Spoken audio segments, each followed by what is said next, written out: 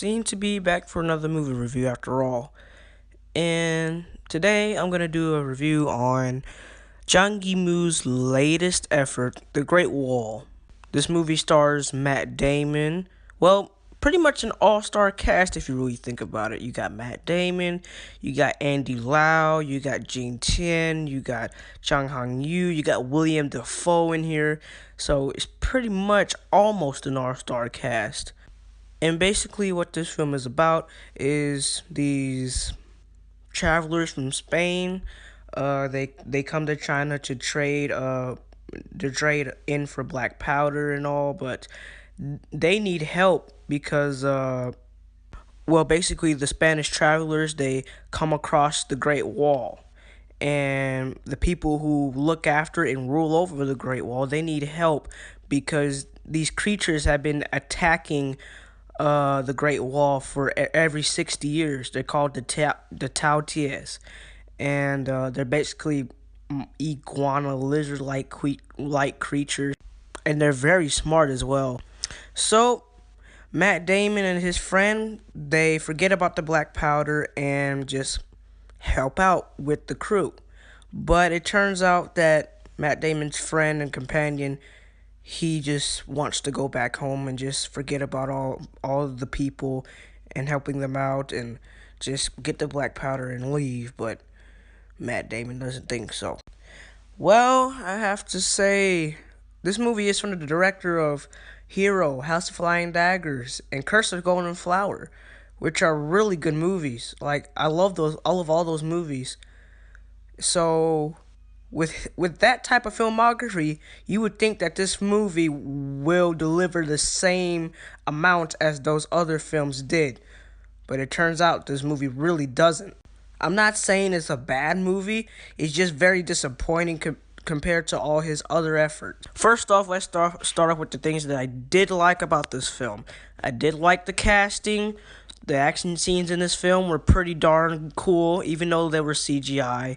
They were really nice to look at, really, really great, really wonderfully filmed, and just the landscape of the Great Wall is just amazing. And, of course, the dialogue is really good, too, between the characters, even though the acting is a bit bland and all, but that's pretty much all I liked about this movie.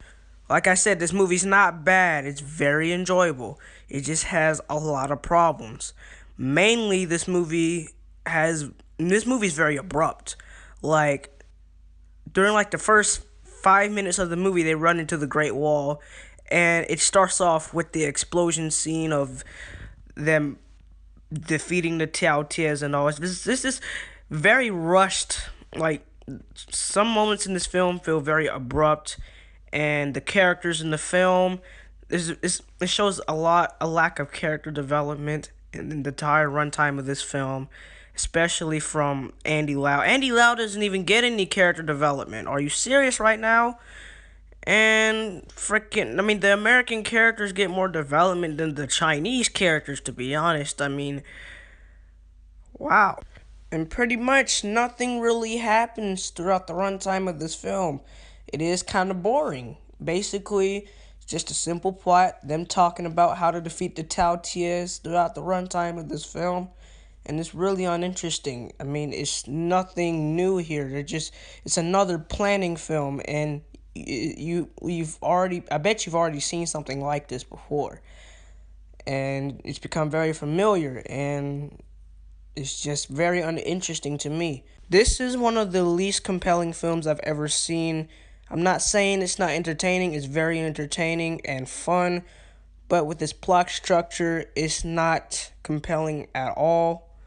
And before I give the film, that was a quick review after all, wasn't it? That's all it was. Nothing really happens throughout the runtime of this film, just a simple plot. You get the simple formula, and here you go. You have the Great Wall. Nothing really happens in this film, and it's a shame. It really is. Now, I have to say that this film did have a lot of energy. I did enjoy it for the runtime of this film, even though nothing really happens. And, the dialogue between these characters are kind of funny, to be honest. This movie is very lighthearted in some parts. It does take itself seriously in parts, and it really doesn't in some parts. And the acting is decent for the most part. You don't really get a sense of character throughout through these characters, if you know what I mean. But it's decent acting. It's not bad. But I really wanted Matt Damon and Jing Tian to fall in love in the end of this movie because of a little situation that they had going. And I mean, that's just me. But I still had lots of fun with this movie when it was, and when it wasn't boring. But I'm really in the mixed bag with this movie. Like, it's really disappointing. I walked out of the theater just like, man, this movie could have been so much better. And before I give the film a grade, let me just talk about this whitewashing controversy real quick. So let me get that out the way. So, remember movies like Marco Polo in 1975? That film starred Richard Harrison. He was white. He played Marco Polo. It was in the Chinese environment. The main star was Fu Sheng and Chi Quan Chun. So, I mean, and then you have George Lazenby, who starred in like more than one Golden Harvest film. The first one was Stoner with Angela Mao. That was a Golden Harvest film. And the next one was A Queen's Ransom, which came out like 76. And I didn't hear any controversy about any of those movies, about Richard Harrison, nor either George Lazenby being in Chinese movies. And I haven't even heard a controversy of that. And now they're just bringing up controversy of Matt Damon being in a freaking movie about the Great Wall. I mean, it just makes no sense to me. There was no controversy when those movies came out, so why does it have to affect people now? I mean, it's been going on since the 70s already, and you're just gonna make a fuss about it? Are you serious?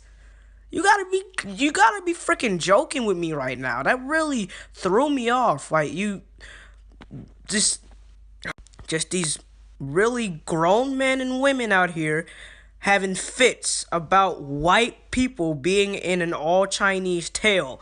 But it happened before. People don't realize that it happened before. And I don't know what the whole issue was with that, but people need to know that it happened before.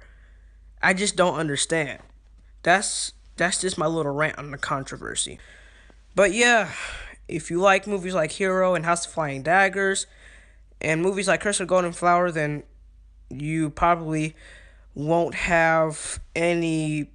You probably won't be able to look forward to this film because, like I said, the acting is bland. I mean, not just the acting, but the story overall was just very uninteresting and uncompelling.